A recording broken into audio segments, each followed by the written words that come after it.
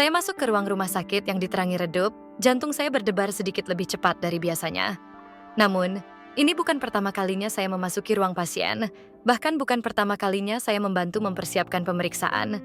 Namun, ada sesuatu yang menarik dalam situasi ini. Perasaan yang tidak dapat dijelaskan yang membuat saya merasa canggung. Tuan Jacobs, seorang pria berusia 40-an, adalah pelanggan tetap pemeriksaan rutin. Dia sering datang sendirian dan saya sudah mengenalnya dengan baik.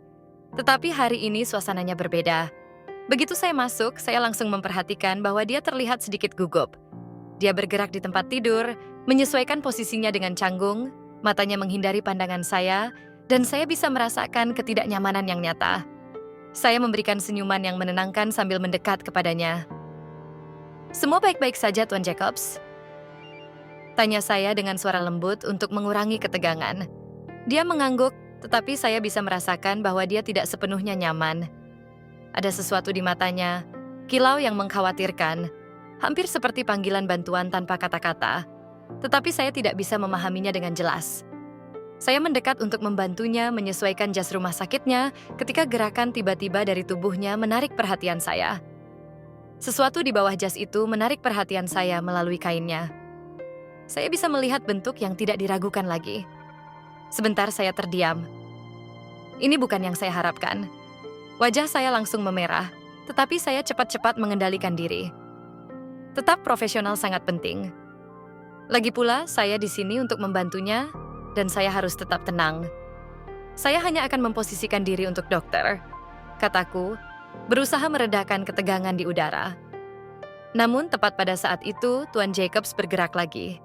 Dan dalam gerakan canggung, kainnya terlepas sepenuhnya, memperlihatkan semuanya. Napas saya terhenti. Saya tidak siap untuk itu. Saya dengan cepat mengalihkan pandangan. Jantung saya berdebar lebih cepat. Apa yang baru saja terjadi? Apakah itu disengaja atau kecelakaan? Saya buru-buru mundur, mencoba untuk tetap tenang. Apa yang harus saya lakukan? Apakah saya sudah bereaksi dengan benar? Saya tidak punya waktu untuk bertanya lebih jauh. Karena seorang perawat lain lewat di pintu saat itu, kepala malu-malu muncul dari ambang pintu. "Maaf, saya tidak bermaksud mengganggu," katanya sebelum buru-buru mundur. Saya merasakan suasana di ruangan itu semakin berat, semakin tegang. Tuan Jacobs tampak semakin malu dari sebelumnya, dan matanya mencari mata saya dengan intensitas yang membuat saya merasa tidak nyaman. Gemetar merayapi punggung saya. "Saya sangat menyesal atas itu," katanya dengan suara gemetar. Saya berusaha mengendalikan diri. "Tidak apa-apa, mari kita persiapkan pemeriksaan Anda," jawab saya, meskipun pikiranku masih terombang-ambing oleh momen yang tak terduga itu. Namun, tepat saat saya akan fokus pada pengaturan peralatan, saya merasakan sebuah tangan menyentuh tangan saya. Jantung saya melonjak di dada saya.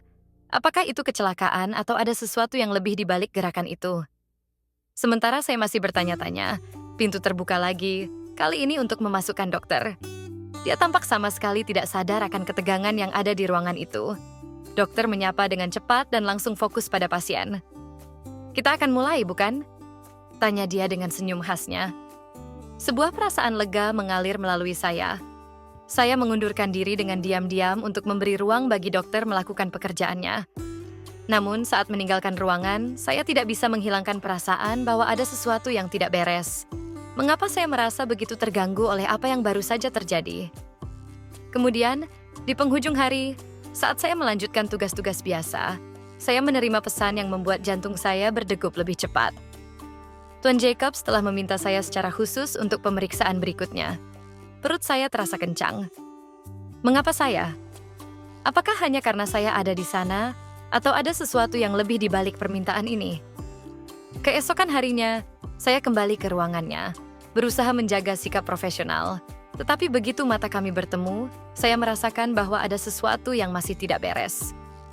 Tuan Jacobs tersenyum kepada saya, tetapi itu bukan senyum gugup seperti sebelumnya. Itu hampir percaya diri.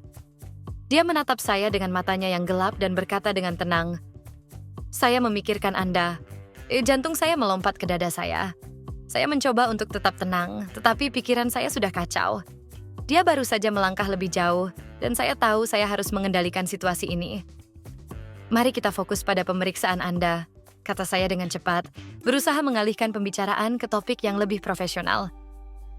Tetapi tepat sebelum saya bisa menyesuaikan infusnya, pintu terbuka dengan tiba-tiba, kali ini untuk memasukkan istri Tuan Jacobs.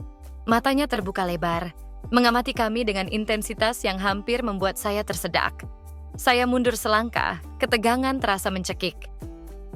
Saya akan meninggalkan Anda, Tuan Jacobs, kata saya, buru-buru keluar dari ruangan sebelum situasi ini semakin memburuk. Saya merasakan matanya membakar punggung saya saat saya keluar dengan cepat, tetapi sesuatu dalam diri saya mengatakan bahwa ini belum selesai. Masih ada sesuatu yang menunggu saya. Sisa hari itu, saya fokus pada pasien lain, tetapi saya terus memikirkan apa yang baru saja terjadi. Tuan Jacobs, istrinya, tatapannya, semuanya mengambang di pikiran saya seperti kabut keraguan dan ketakutan. Di akhir hari, saat saya kira saya sudah selesai, saya menerima pesan lain dari resepsionis. Tuan Jacobs sekali lagi meminta bantuan saya. Perut saya berbalik, tetapi kali ini saya bertekad untuk menjaga semuanya tetap profesional.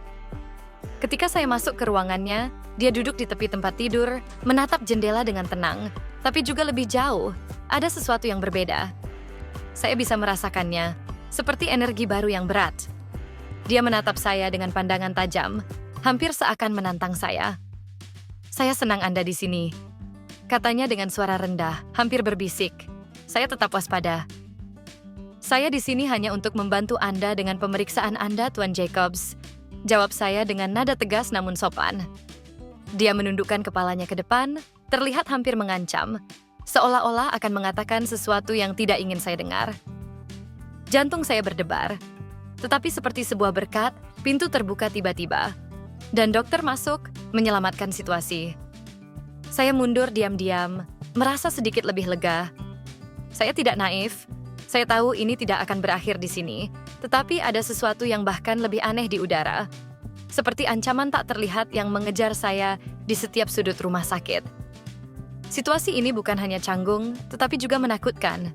Ketika saya meninggalkan rumah sakit malam itu, saya merasa lega menjauh dari semua itu. Tetapi jauh di dalam diri saya tahu ini belum selesai. Tuan Jacobs tidak membiarkan saya pergi begitu saja.